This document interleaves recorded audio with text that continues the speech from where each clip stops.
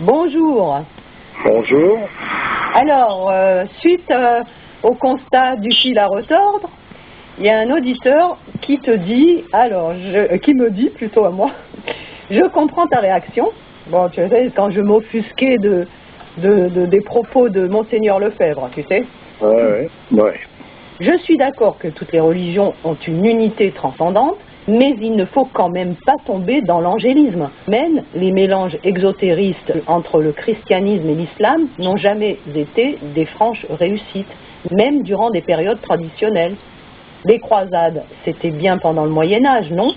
Est-ce que cela signifie que les chrétiens et musulmans du Moyen-Âge étaient des fachos lepénistes? Ouais, parce qu'à un moment, je disais que, que ça avait des virulents fachos et lepénistes, ces propos, quoi. Alors, tu veux répondre à ça? Ou je continue Oui. Je continue, allez. Donc, en tout cas, la réaction de Monseigneur Lefebvre, bien que malheureuse, car elle veut faire réagir par la peur qu'il partage sans doute, est nettement moins extrémiste que la politique menée par les mouvements qui ont pour idéologie de réunir ce que Dieu lui-même a séparé. Concernant la politique, il est vrai que les mouvements traditionnalistes catholiques à la fin du XXe siècle, dont Monseigneur Lefebvre ont souvent été assez proches du Front National, notamment en tant qu'unique parti contre l'avortement. Ouais. Après, il parle de Saint-Louis, toujours au sujet de cette polémique. Il dit: on peut méditer sur le fait qu'un homme comme Saint-Louis est mort en croisade qui avait pour objet la conversion de musulmans au christianisme. Et malgré cela, ça reste pourtant Saint-Louis. Il y a sans aucun doute des cas similaires du côté musulman. Les conflits entre les différentes religions, du moins leur aspect exotérique, semblent être un moindre mal, certes regrettable, mais inévitable. A l'inverse, le syncrétisme New Age mettra peut-être fin à ce moindre mal par une unification extérieure, mais au détriment d'un mal incommensurablement plus grand, à savoir une hérésie dans l'essence même. Oui, tout à fait. Alors, pour répondre, en commençant par la fin, c'est effectivement, le New Age, c'est effectivement cette hérésie dont il parle, qui est un mal beaucoup plus grave que le chaos qu'il y a pu y avoir entre deux. Simplement, ces guerres où il y a un manque, à quelque part, un manque de compréhension des choses, c'est le préambule de ce New Age. Parce qu'inévitablement, à partir du moment où on en découle de façon arbitraire, ça prête le flanc à éliminer tout ça par la force des choses. C'est de nouveau le bébé qui est jeté avec l'eau du bain. Je l'entends, tiens. Oui. Alors, pour en venir aux croisades et pour en venir à Saint-Louis, alors Saint-Louis a été reconnu dans l'islam par des personnages de la même dimension que lui, c'est-à-dire qu'il n'y a pas eu de heurte entre eux. Il est entre, par exemple, un homme comme Saladin. Il n'y a aucun quiproquo entre eux. Le problème, il est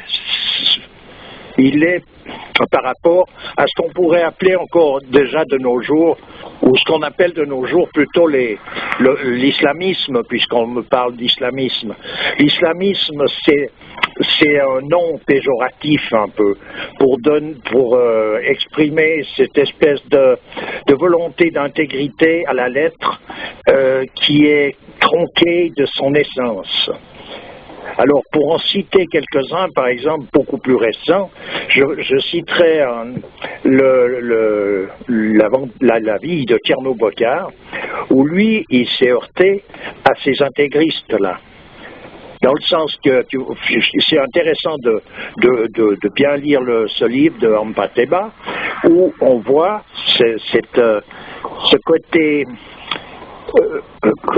obtus qu'il peut y avoir dans cet intégrisme.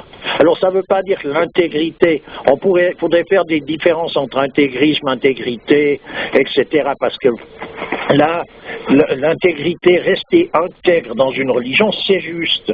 Mais l'intégrisme qui consiste fermer toutes les portes, de manière à ne pas pouvoir envisager la lumière même qui transparaît après toute chose.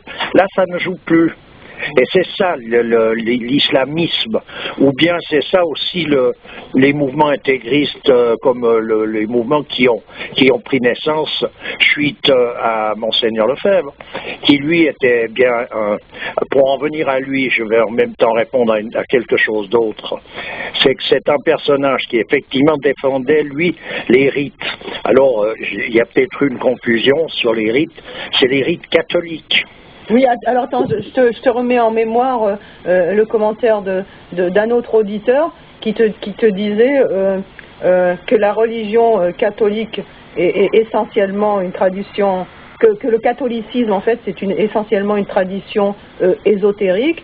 Et comment se fait-il donc que Monseigneur Lefebvre, qui connaît si bien les rites, reste à la périphérie des choses? Voilà. Et c'est pas le catholicisme qui est une tradition ésotérique, c'est le christianisme. Le catholicisme est une religion qui s'est calquée sur des données. Excuse-moi, autant pour moi. Il parlait de chrétienté, donc du christianisme. Voilà, c'est moi qui est déformé. Voilà. Alors, Monseigneur Lefebvre était un catholique. Alors, ce qu'il défend, ce sont les rites catholiques. Alors après ces rites catholiques, c'est sûr que, comme tout rite religieux, et comme toute religion, il y a une certaine limitation qui est présente.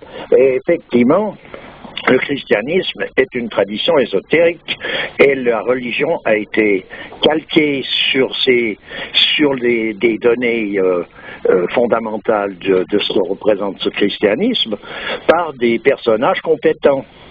Alors lui, ce qu'il a voulu maintenir, c'est ces rites correspondant au catholicisme et non pas à la chrétienté, puisqu'il n'y a pas de rite dans la chrétienté sur le plan ésotérique. Ça n'avait aucun rapport, disons, voilà. Mais c'est sûr que c'est toujours ça, comme on dit, les pics les plus élevés côtoient les fonds les plus bas. Oui, côtoient les abîmes les plus profonds. Ouais. Voilà, c'est ça. Donc c'est là où naissent ces confusions. C'est là où, à un moment donné, il y a une limitation et on met à la lettre quelque chose qui ne peut pas être mis à la lettre de cette manière-là. Voilà. Il y a un troisième auditeur qui dit que la séparation du temporel et du spirituel est exactement ce qui accélère la chute du christianisme, ce qui explique la situation du monde musulman. L'islam est plus qu'une religion, c'est un mode de vie. Séparer religion et politique n'est-il pas la cause de décadence? C'était un commentaire qui fait donc écho à ma remarque, comme quoi la religion, en tout cas les religieux ne devraient pas se mêler de politique, sans doute. Donc l'auditeur ajoute que l'islam est un système où tous les aspects de la vie sont légiférés, qu'il est la seule alternative au capitalisme, libéralisme et autres ismes. Et pardon. Et il te demande ce que tu entends donc par islamiste, intégriste, le cas échéant les désignés. Voilà. Oui, ben c'est ce que je viens de dire sur les islamistes. Ce qu'il faut, on peut voir bien, où on peut voir quelque chose qui est très représentatif, c'est ce que j'ai dit concernant Tcherno Bokar. Il y en a d'autres. Hein, je rappelle le livre dont tu parles et qui retrace vraiment très bien sa vie, c'est donc la vie de Tcherno Bokar de Amadou Hampâté-Bâ. Voilà. C'est là où on voit très bien ce côté rétréci de ce qu'on pourrait appeler islamisme, voilà. Alors, est-ce que le religieux doit se mêler de politique? C'est pas comme ça que ça se présente. Normalement, la politique, c'est-à-dire l'autorité, pas l'autorité, le pouvoir temporel, doit être assujetti à l'autorité spirituelle. À présent, religieux, ça reste fragmentaire par rapport à cette autorité. Et puis politique, c'est quelque chose. Je vois pas on va pas parler d'un. Oui, c'est bien le pouvoir temporel actuel. C'est pas la politique, c'est l'économie. Ah voilà, c'est ça la différence. En fait, c'est ça, parce que l'auditeur dit que effectivement, l'islam légifère toute la vie du musulman, dans tous ses actes, tout ce qu'il fait, etc. Donc, effectivement, la charia, qui est le chemin pour respecter la loi de Dieu, est une base vraiment fiable pour cela. Mais si tu veux, elle a été peut-être détournée à des fins politiques, c'est-à-dire dans ce but économique. Ben bien sûr, c'est ce qui se passe, c'est ce qui s'est passé dans le christianisme, et la chute en question, elle a été cette autorité spirituelle qui était représentée par l'ordre du Temple, par exemple, jusqu'au XIIIe siècle, est tombée au XIVe siècle, et il y a eu ensuite de ça différentes retombées, comme sur l'Angleterre à l'époque de Thomas More et d'Henri VIII, etc. Donc là, il y a eu cette scission entre l'autorité spirituelle et le pouvoir temporel, et ça, c'est clair que c'est la chute, parce que c'est cette autorité qui doit faire foi. Mais cette autorité n'existe plus. Elle n'existe plus ni dans le cadre du... C'est pas le catholicisme qui peut représenter cette autorité dans le monde chrétien, on pourrait dire prétendument chrétien, ni l'intégrisme islamisme qui peut représenter une autorité quelconque aussi d'ordre purement spirituel. L'intégrisme islamique. Il n'y a qu'à voir. C'est plutôt à l'envers que les choses se passent. Moi, j'ai traversé l'Algérie il y a un moment donné. J'ai été reçu très bien là-bas par les gens, mais les gens n'avaient pas le droit de recevoir un étranger avec la manière juste, c'est-à-dire avec cette hospitalité qui était très chère au prophète. Ils n'ont plus le droit de ça, ils n'avaient plus le droit, et ils le faisaient quand même, parce que pour eux, ça dépassait le droit, mais quand on partait de là-bas, après ils avaient des problèmes avec ce qu'on appelle actuellement les autorités compétentes, donc c'est le pouvoir politique. Donc le pouvoir politique et économique va à l'encontre de toute tradition et de tout précepte traditionnel. Si bien qu'ils se faisaient embarquer par la police à l'époque. Tout à fait, moi c'est ce qui est arrivé quand je suis parti de là-bas, le personnage qui m'a reçu s'est fait enfermer.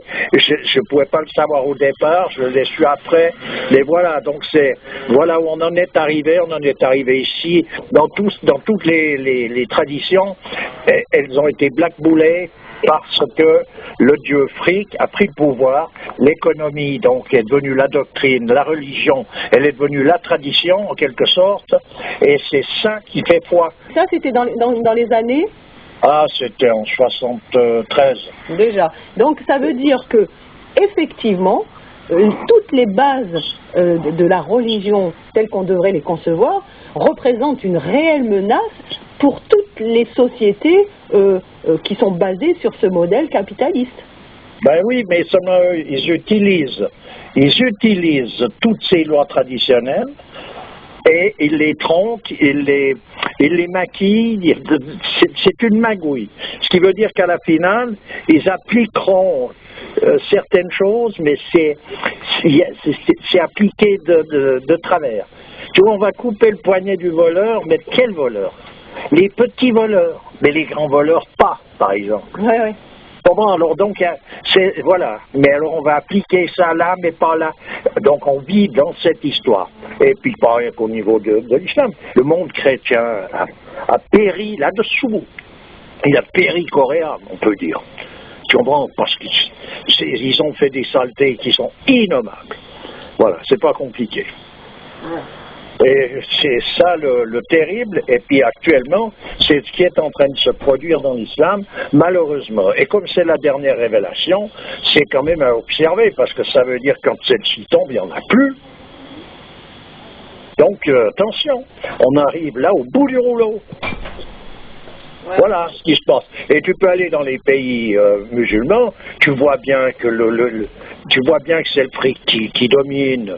C'est le fric qui domine la situation, c'est pas la religion. Ouais. Faut arrêter de débloquer. Tu vois très bien que s'il y a Monsieur Tartampion avec son gros 4x4 ou sa grosse Mercedes qui passe, attends, tout le monde s'écarte là. Tout le monde s'écarte, tout le monde se prosterne devant lui.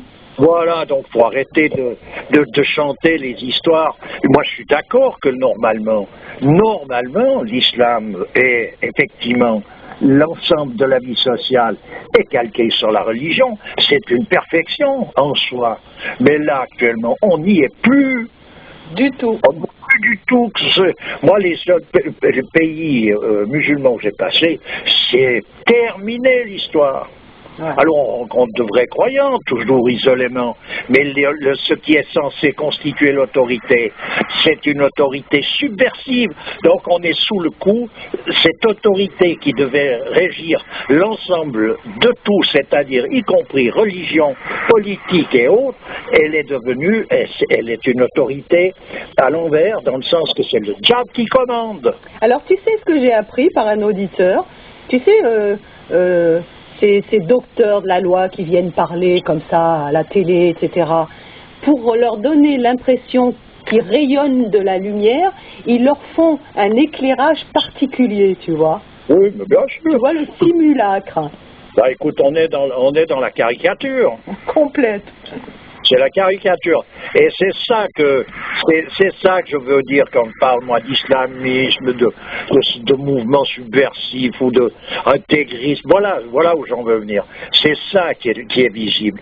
Parce que quelqu'un qui est en accord avec sa religion, qu'elle soit l'une ou l'autre, il est discret, tranquille dans son coin, il prie, il s'occupe de ce qu'il a à s'occuper, il essaye de faire au mieux par rapport à la volonté de Dieu, et il n'est pas en train de faire un jebrouf, c'est pas possible pour essayer de vouloir juger et condamner celui-ci, celui-là parce qu'il a volé une carotte, une pomme de terre dans un coin. Faut arrêter, c'est du tout ça parce qu'il mourait de faim. Voilà, en plus, et puis tu vois cette espèce de pinaillage pour la position, si t'as pas mis les doigts de pied juste dans la prière, on regarde, tu vois, c'est comme si on avait plus que ça à regarder, quand tu es en pleine prière, puis il y en a un qui vient regarder tes doigts de pied, ça ressemble à quoi? Tu vois, c'est ça. Ça s'appelle faire tatillonner. Oui, c'est ça Oui, mais puis dans ce cadre-là, ça devient grave. Tu vois, c'est ça, avoir un esprit qui est complètement à contre-courant avec ce qu'on en est censé défendre. C'est ça que je veux dire. Tu vois, une religion, c'est une perle, donc elle est défendue, tu vois, elle est saligotée. Alors, voilà. J'aimerais que tu termines par cette belle phrase pour clôturer tout ça. À force de se fixer sur des détails, on oublie la dimension du chantier. Oui, c'est ce qu'on dit c'est ce que l'on dit dans les confréries de métier, c'est que à être obnubilé par l'outil, on en oublie la dimension du chantier. Voilà, bah écoute, c'est une belle phrase finale, tiens. Ouais, c'est ça. Eh bien, à bientôt. À bientôt. Et puis, pour une toujours avec plaisir. Au revoir, bonne journée. Bonne journée, pareillement.